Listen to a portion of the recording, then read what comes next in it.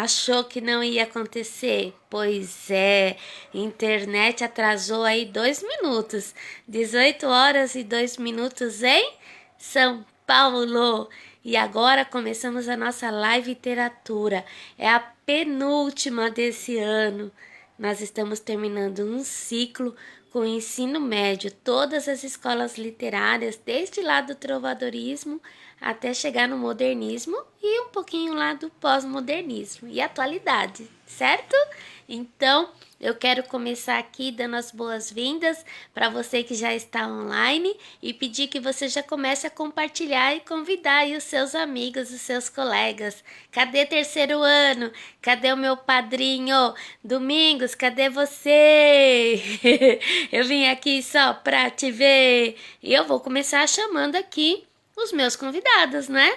Cadê? A conexão hoje ela tá travando, né? Mas vamos lá. Deixa eu começar a conectar aqui as pessoas.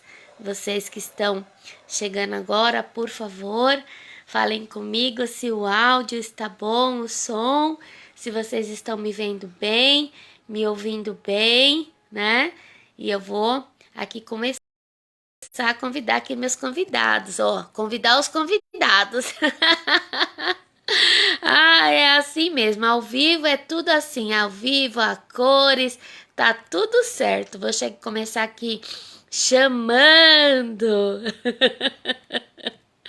os meus convidados, os meus alunos do terceiro ano do médio da escola Antônio José Leite. Começar aqui chamando os meus alunos, os alunos do nono ano, também os meus amigos, os profs, né? Que sempre estão aqui comigo. Então, tô aqui, ó, tô chamando um monte de gente. Aqui tem bastante amigos, né? Tava lembrando esses dias, né?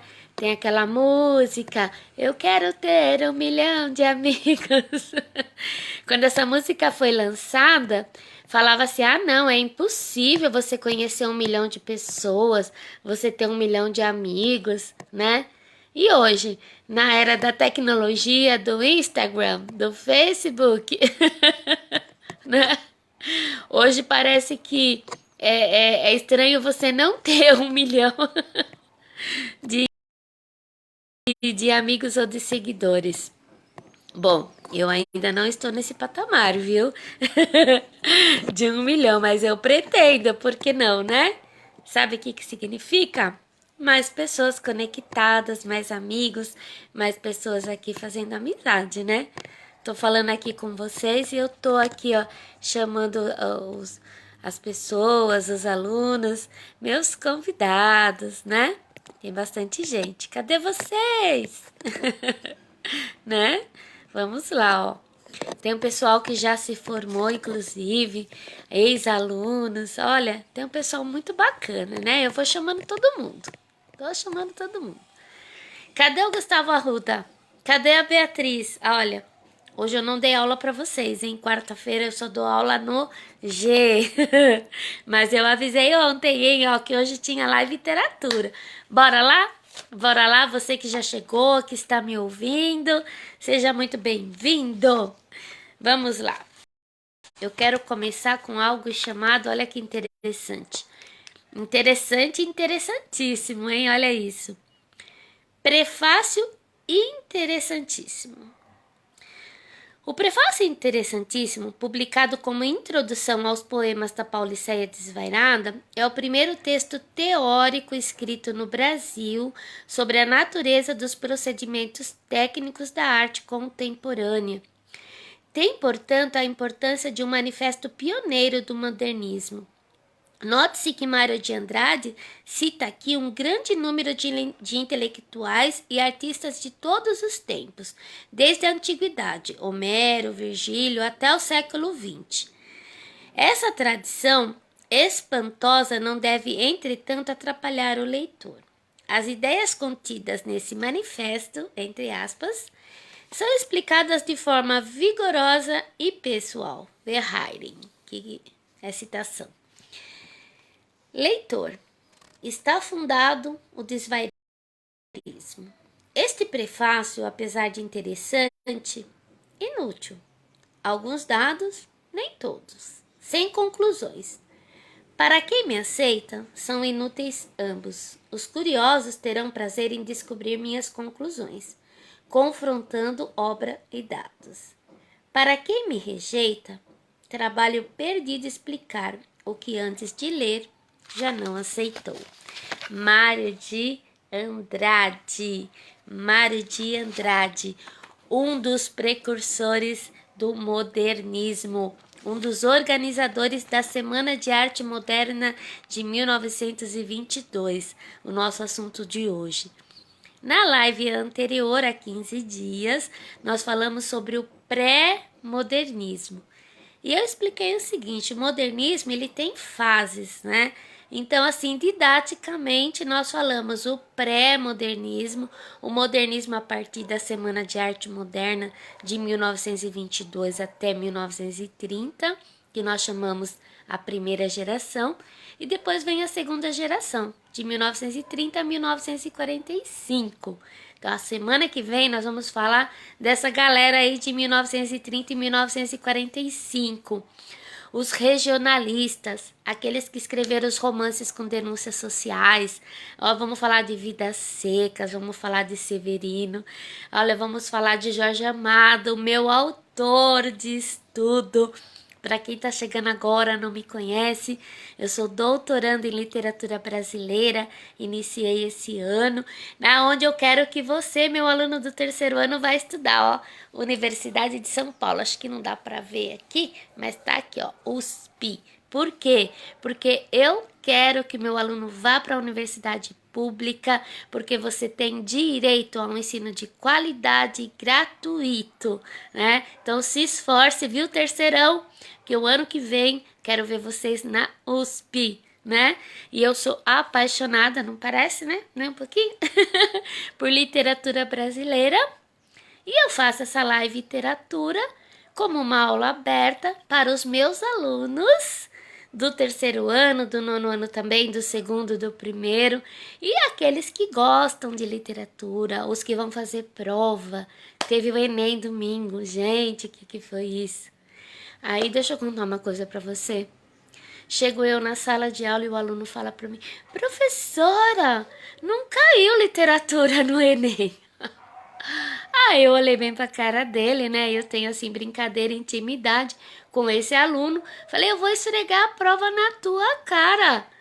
Como não caiu? Como não? Machado de Assis, Guimarães Rosa, isso não é literatura?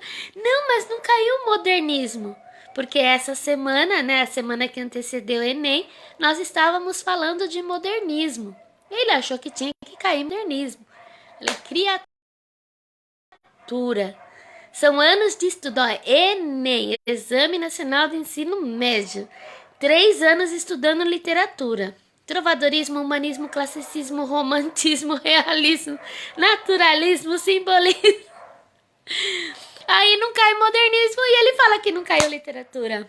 Eu aguento isso, Beatriz? Fala, Bia. Cadê meu coração? Cadê você, Gustavo Arruda? Né? Então, ó, live literatura é isso. É uma aula aberta.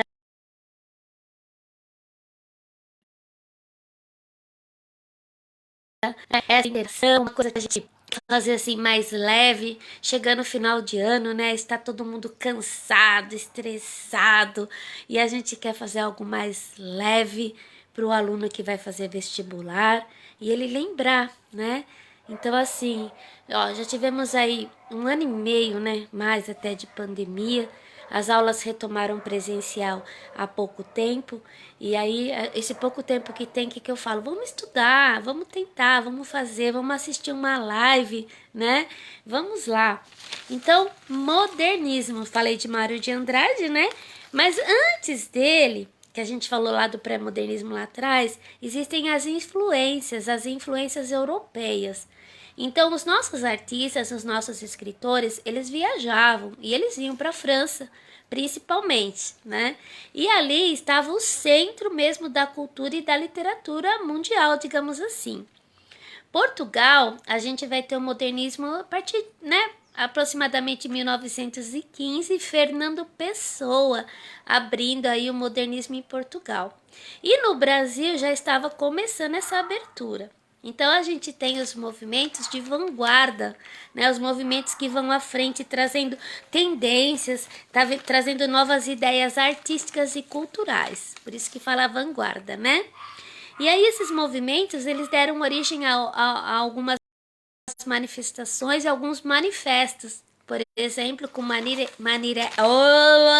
Marinette, o Manifesto Futurista. Eu ia falar uma coisa, falei outra e enrolou tudo. Aí eu quero abrir aqui falando um pouquinho dele, né? Do Manifesto Futurista, para a gente poder ler aqui, começar a nossa live. Você que tá me ouvindo, que tá me vendo, eu não sei se o chat travou, o que aconteceu, mas eu não vi nenhum comentário aí. Eu preciso só me situar com relação ao som e à imagem. Se você puder colocar no chat, eu agradeço, tá bom? Por favor, né? Para que a gente possa continuar. Já pensou? Eu fico aqui falando, né? O tempo da live, 40 minutos, 45. Aí quando eu termino, tava sem som. Já pensou?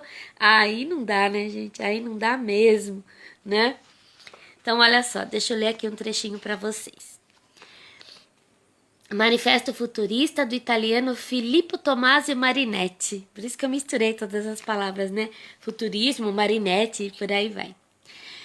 Pretendemos cantar o amor ao perigo, o hábito da energia e do destemor. A coragem, a audácia e a revolta serão os elementos essenciais da nossa poesia. Até agora, a literatura exaltou a imobilidade, o êxtase e o sono pensativos. Nós tensionamos exaltar a ação agressiva, uma insônia febril, o passo do atleta, o salto mortal, o soco, a bofetada. Nós afirmamos que a magnificência do mundo se enriqueceu de uma nova beleza da velocidade. Um carro de corrida cujo capô é adornado de grandes tubos, qual serpentes de hálito explosivo. Um automóvel que ruge e parece cavalgar uma metralha é mais belo que a vitória de Samotrácia, que é uma obra de arte, né, sem a cabeça. Queremos cantar o homem ao volante que percorre a terra com a lança do seu espírito, traçando o círculo de sua órbita.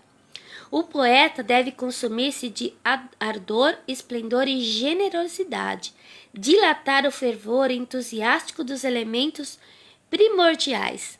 Não há beleza senão na luta.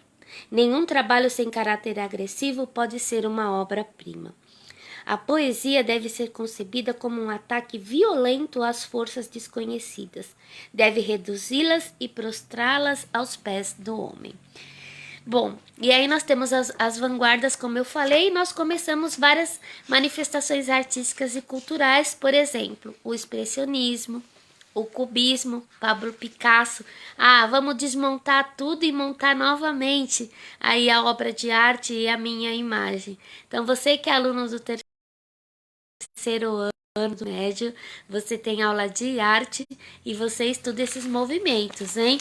Futurismo, o cubismo, expressionismo, dadaísmo, tudo isso está relacionado, viu? Então, olha, não deixe de estudar, né?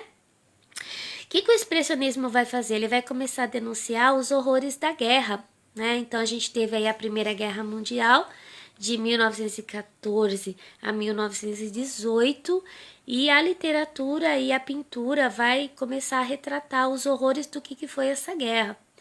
Aqui no Brasil está começando esse movimento, como eu falei, do modernismo, e os nossos poetas, os nossos escritores, eles começam a fazer uma literatura diferente na escrita, sem aquele rigor formal da língua portuguesa, fazendo poemas com os versos livres, sem ter métrica, sem ter uma regra, mais simples, sucinto, irônicos. A gente tem aqui o Oswald de Andrade, que daqui a pouco eu vou falar dele, né? Então, esses movimentos de vanguarda na pintura, na arte, né? Na literatura, eles trouxeram um tempo novo para a nossa literatura.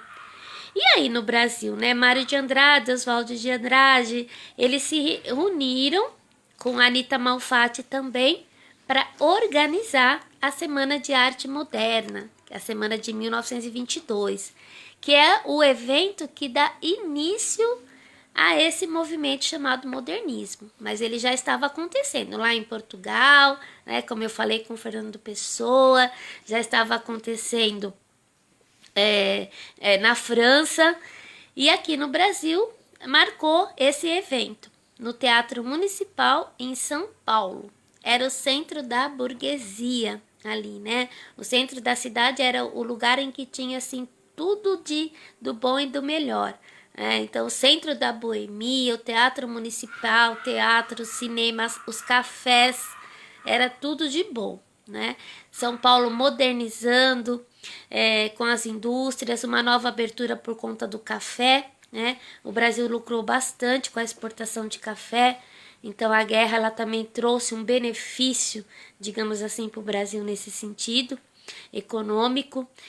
E aí a literatura ela não pode ficar parada, ela tem que se movimentar. Então assim, vem aquilo que é moderno, né? Então o carro, o automóvel, por isso que eu abri a live falando um pouquinho aqui do Manifesto Futurista, né? E a nossa literatura ela vai nessa pegada, né? Quem que tá aqui? Oi, tudo bem, Creuza? Você está bem? Fala pra mim, por favor, se o áudio tá bom, se o som tá bom, né? Eu não consigo mensurar aqui se vocês não falarem. E eu vou seguindo aqui a minha pauta, hein? Né, ó. Preparei tudo bonitinho pra vocês, que a gente não lembra tudo de cabeça, não. Deixa eu ler aqui um trechinho, como eu falei, né, do Fernando Pessoa. Olha só, Futurismo Portugal. A dolorosa luz, com L-U-Z maiúsculos, né? A dolorosa luz das grandes lâmpadas elétricas da fábrica. Tenho febre e escrevo. Escrevo rangendo os dentes, fera para a beleza disto, para a beleza disto totalmente desconhecida dos antigos. Ó rodas, ó engrenagens, eterno, tenho eterno.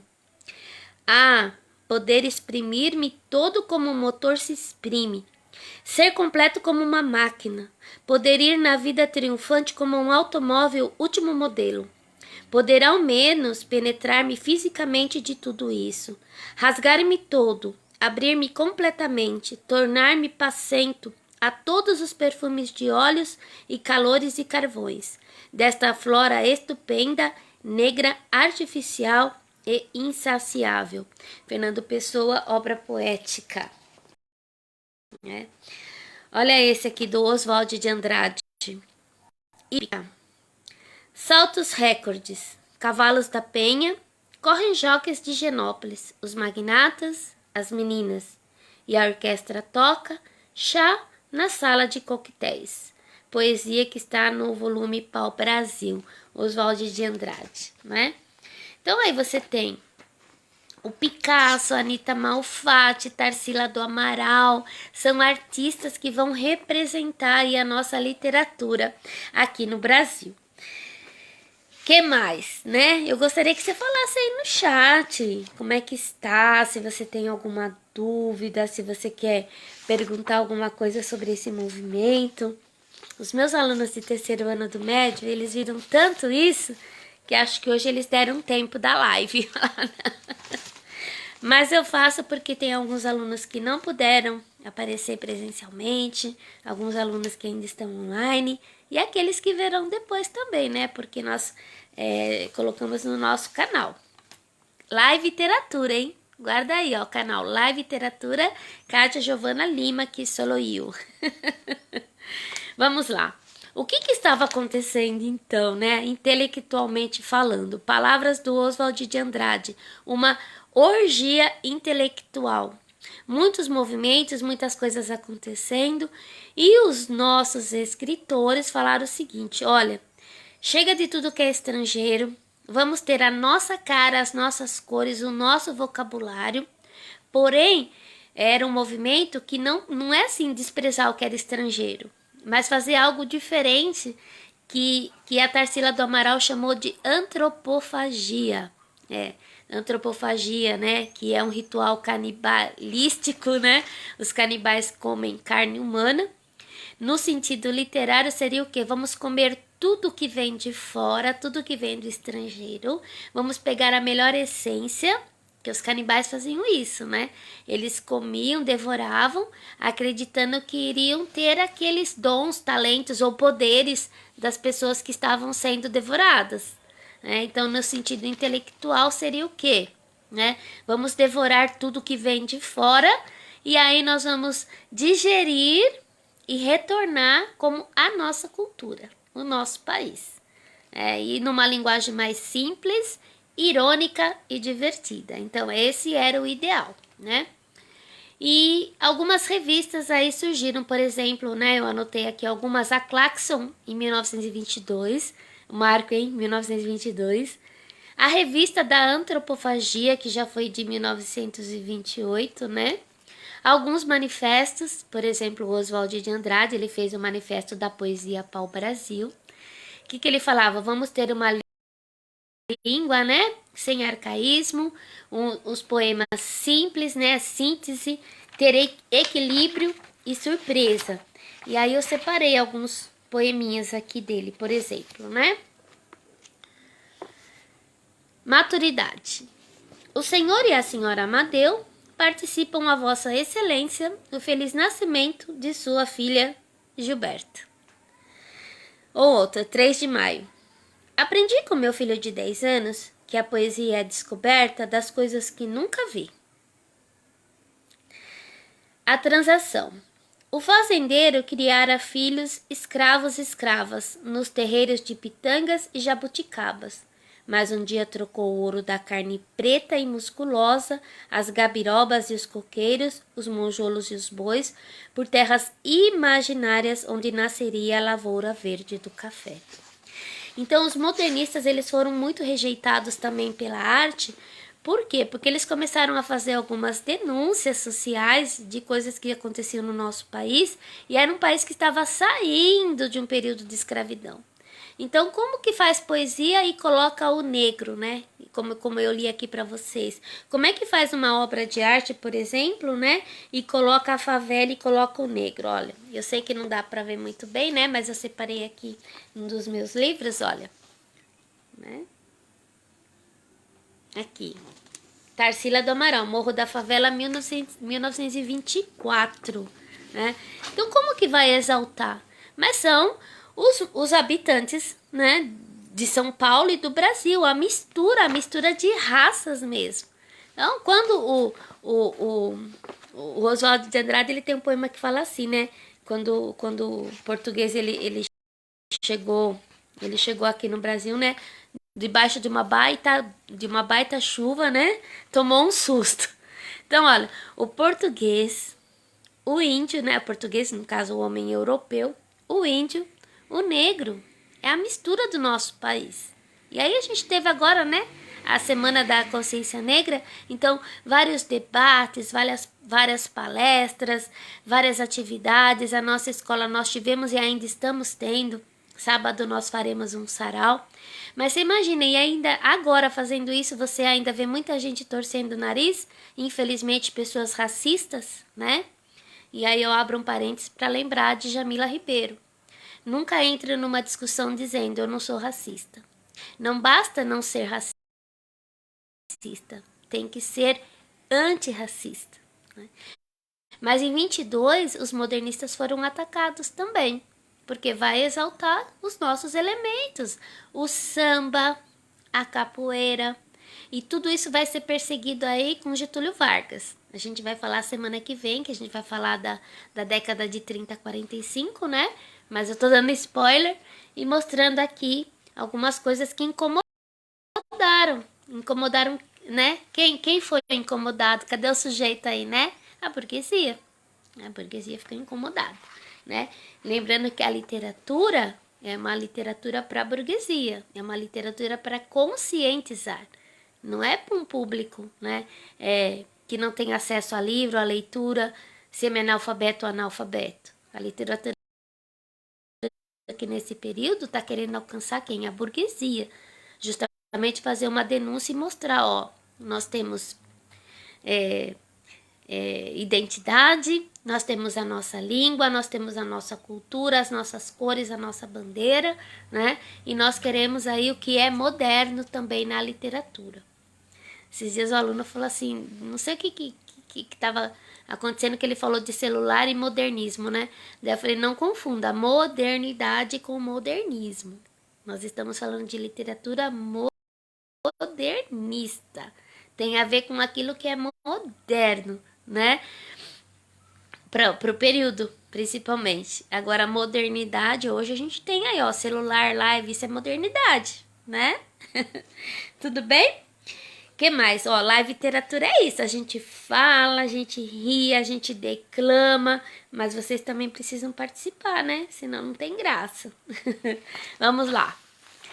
Falando um pouquinho ainda do Oswald de Andrade, né? Ele foi casado com a Pagu.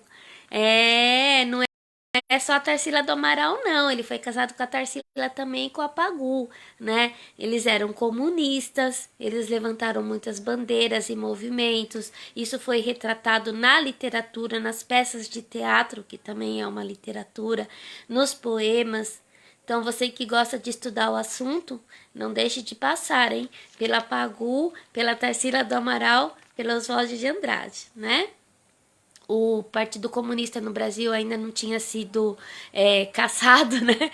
Digamos assim, que ele foi, né, perseguido, fechado, enfim, tem toda uma história aí, né? Que mais? Esses movimentos, né, que eu falei, intelectuais, essa orgia intelectual que o Oswald falou, teve uma reação contrária. Quem é que reagiu? Os integralistas. Por exemplo, Plínio Salgado, Menotti Del Pitti, o Guilherme de Almeida. Eles montaram, então, o Verde Amarelismo. A revista Verde Amarelismo e a revista ANTA, né? O que era a ANTA? Símbolos nacionais, a ANTA e o Índio Tupi. E aí era um movimento que tinha assim, uma tendência nazifascista. Era uma reação aos modernistas, né? Então você vê que o couro tá comendo lá na Europa, né? Já começa a Segunda Guerra Mundial também.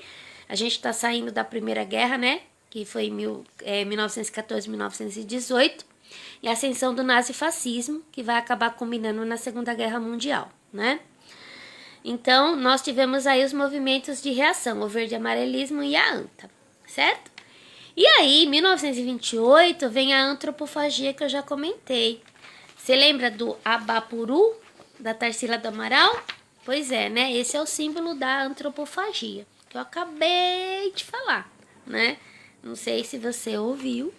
O meu chat não tá subindo aí, não, gente. Pelo amor de Deus, manda um coração, um like, alguma coisa para eu saber que tá funcionando, né?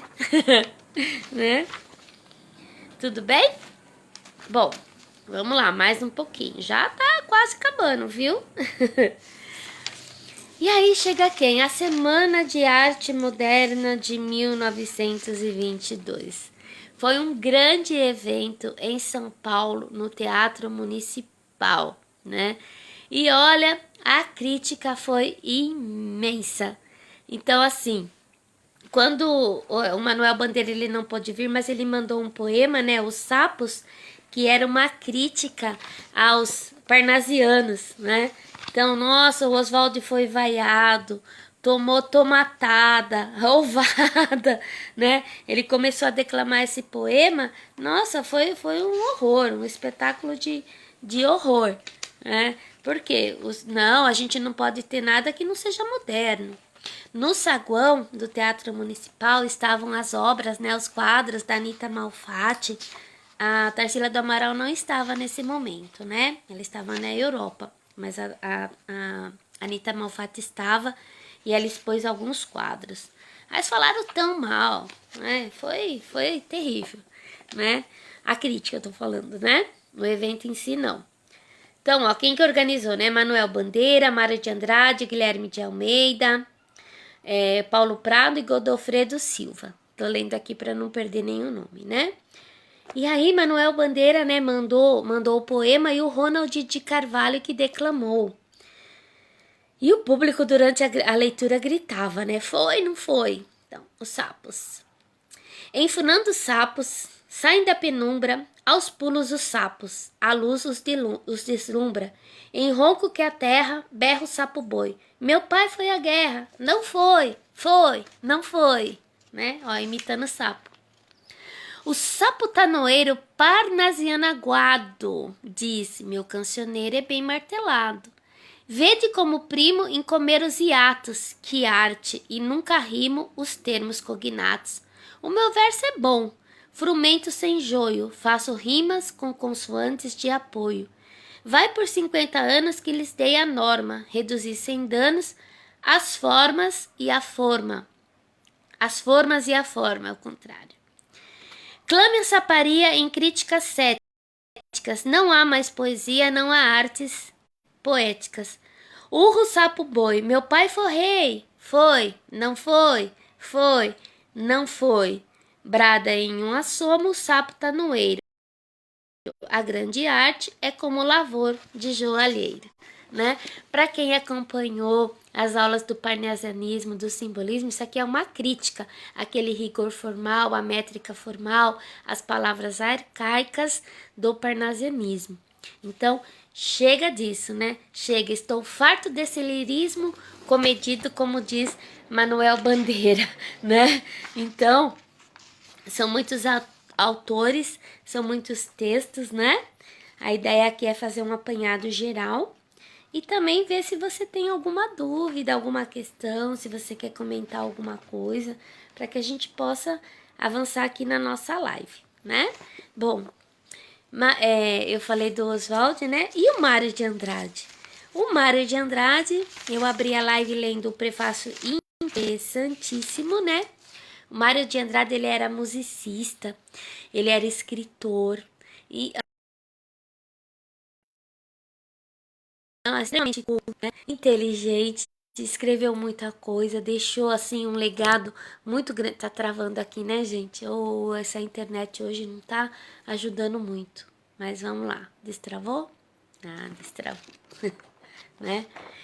E do Mário de Andrade eu gosto sempre de citar uma das suas, assim, uma das, né, obras-primas que sempre aparecem em vestibular, que é sempre cobrado e que retrata bem essa mistura e esse momento da antropofagia, que é Macunaíma. Aqui, ó, Macunaíma, o herói sem nenhum caráter. E dele a gente tem que falar um pouquinho, né? Quem que é Macunaíma? Ó o nome, né? Macunaíma. Então vamos lá. Deixa eu ler aqui um trechinho. Citar Macunaíma. No fundo do mato virgem nasceu Macunaíma, herói da nossa gente. Era preto retinto e filho do medo da noite. Houve um momento em que o silêncio foi tão grande escutando o murmurejo do Iracoera que ainda Tapanhumas pariu uma criança feia. E essa criança que chamaram de Macunaíma. Já na meninice fez coisas de sarapantar. De primeiro passou mais de 6 anos não falando. Se lhe sentava a falar, exclamava, ai, que preguiça, e não dizia mais nada. Ficava no canto da maloca, trepado no giral de Paxiúba, espiando o trabalho dos outros e principalmente dos manos que tinha, Manaap já velhinho e Jiguê na força do homem. O divertimento dele era decepar cabeça de saúva. Vivia deitado, mas se punha os olhos em dinheiro, Macunaíma dandava para ganhar vintém. E também espertava quando a família ia tomar banho no rio, todos juntos e nus. Passava o tempo do banho dando mergulho, e as mulheres soltavam gritos gozados por causa dos guaiamuns, diz que habitando a água doce por lá. No mocambo, se alguma cunhantã se aproximava dele para fazer festinha, Macunaíma punha a mão nas graças dela, a cunhantã se afastava. Nos machos, cuspia na cara, porém respeitava os velhos e frequentava com aplicação a morua, a poracê, o torê, o bacororô, a cuicuicog, todas essas danças religiosas da tribo. Quando era para dormir, trepava no macaru pequenininho, sempre se esquecendo de mijar. Como a rede da mãe estava por debaixo do berço, o herói mijava quente na velha, espantando os mosquitos bem. Então adormecia sonhando palavras feias, imoralidades estrambólicas e dava patadas no ar. Eu já comecei aqui já o início, é o prefácio do nosso livro, né? Porque quem é Macunaíma, o herói sem nenhum caráter? Mário de Andrade, ele fez aqui uma rapsódia, né? Que a gente fala, rhapsody. O que é uma rapsódia? É uma mistura, é um texto que é misturado, né? Até brinquei quando eu dei aula na sala de aula para os alunos do terceiro, eu falei, quem aí é fã do Queen? Né? Alguns levantaram a mão. Eu falei, lembra a briga que o Fred Mercury comprou para poder gravar Rhapsody Boheme, né? Rhapsody Boheme. Porque é uma mistura do lírico com o rock, né? E o produtor falou, não, imagina, ninguém vai querer isso, né? Essa mistura, ninguém vai querer comprar, ninguém vai querer ouvir uma música de 6 minutos, que era um horror. Né? Hoje você tem músicas de 10 minutos, você tem raps, né? De 10 minutos até. Mas por que eu falei do Rhapsody Boheme? Por causa dessa mistura. Então, o que o Mário de Andrade colocou aqui em Macunaíma? O negro, o índio e o branco. Macunaíma diz aqui que era um índio preto retinto. E aí ele se apaixonou pela Si, a mãe do mato. E eles tiveram uma linda história de amor. Porém, ela teve depressão pós-parto. Ela teve um bebê, o bebê morreu, ela teve depressão e ela virou uma estrela. Ela deixou para Macunaíma uma pedra, a Muiraquitã. E essa Muiraquitã foi roubada pelo gigante Piaimã, que é o Venceslau Pietro Pietra. Venceslau foi para São Paulo, levou a pedra. Foi ou veio, né? Eu tô em São Paulo. Macunaíma falou, não, eu tenho que ir atrás dessa pedra. Chamou os manos, Manaap e Jiguê, né? Vamos para São Paulo atrás da pedra. E aí eles tiveram uma aventura. Eles passaram por uma água, eu não tô dando spoiler, viu, gente? Esse é só o comecinho, tem muita aventura e tem muita história, e eu não vou contar o final. É só para você se interessar em ler, né? E eles foram para São Paulo. Só que antes de chegar em São Paulo, eles passaram por uma água que deixou Macunaíma branco, um príncipe. Ele chegou em São Paulo como branco, príncipe. Então, olha a mistura. O que Mário de Andrade está mostrando? Como que é a nossa origem, né? Mas eu queria ler aqui um trechinho dele com a Si, né? A mãe do mato.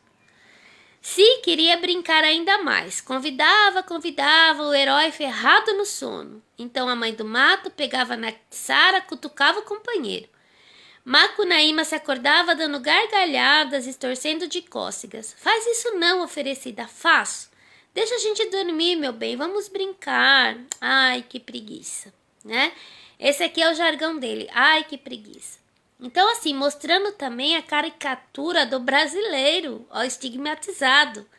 Preguiçoso, só pensa em dormir, só pensa em sexo. Então, várias características da personalidade do ser humano estão aqui.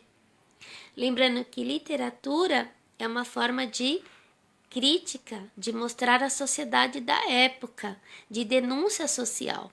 Então, aqui o que está sendo denunciado, né? O estigma, o caráter, as marcas que o brasileiro já carregava.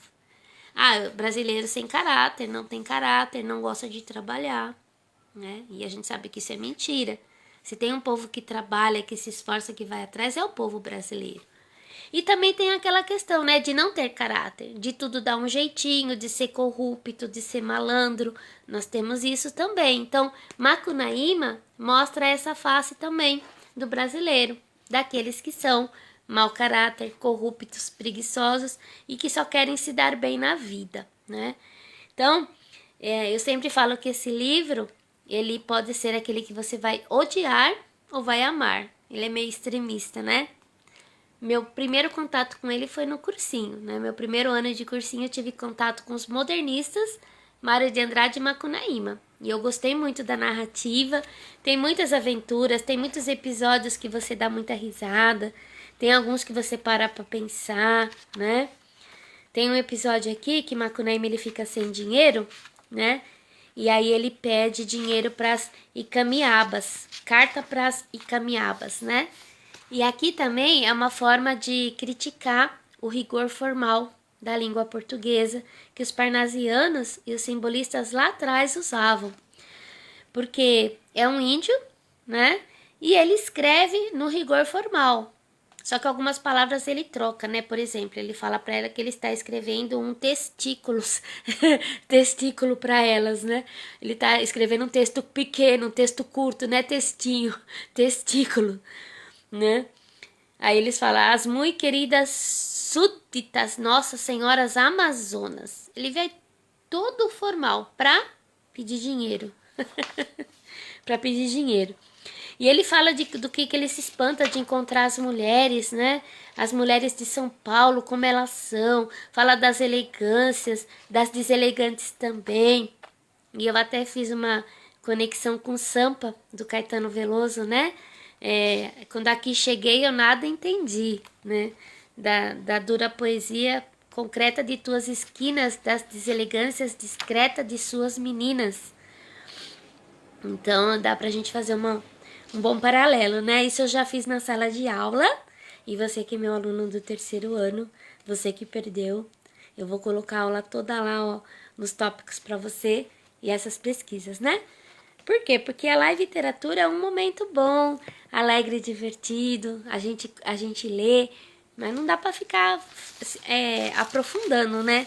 Não é uma tese aqui, não é uma dissertação de mestrado, não é uma tese de doutorado, é uma live aberta para quem gosta de literatura, para os meus alunos, para quem quiser conversar, perguntar. Então a gente vai jogando aqui, né?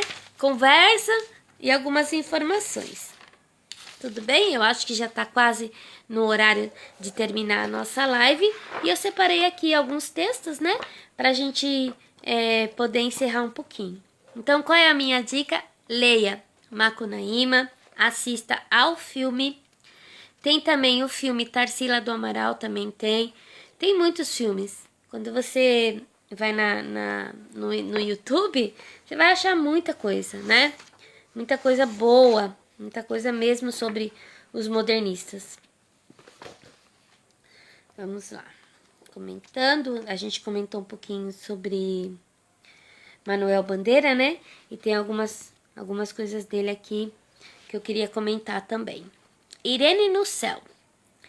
Irene preta, Irene boa, Irene sempre de bom humor. Imagine Irene entrando no céu. Licença, meu branco, e São Pedro bonachão. Entra, Irene, você não precisa pedir licença. Aí tem o pneumotórax, que eu gosto. Febre, hemoptise, dispneia e suores noturnos. A vida inteira que podia ter sido e que não foi. Tosse, tosse, tosse.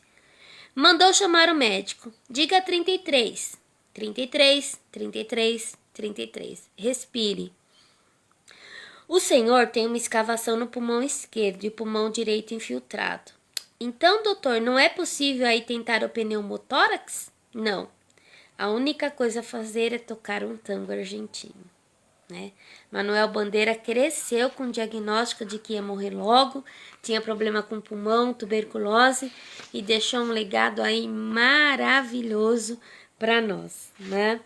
Tem aqui a Evocação do Recife e tem o poema tirado de uma notícia de jornal. João Gostoso era carregador de feira livre, morava no Morro da Babilônia, no barracão sem número. Uma noite ele chegou no bar 20 de novembro, bebeu, cantou, dançou. Depois se atirou na Lagoa Rodrigo de Freitas e morreu afogado, né? Por que eu escolhi esses poemas e estou citando? Por conta mesmo da própria denúncia social e de mostrar qual era a característica da formação do brasileiro. Para onde que o brasileiro estava morando? Os escravos, né, que foram alforriados, para onde eles foram? Para os morros, para as favelas. O que eles fizeram? Qual era a cultura que estava sendo, misturada mesmo e perseguida, como o samba?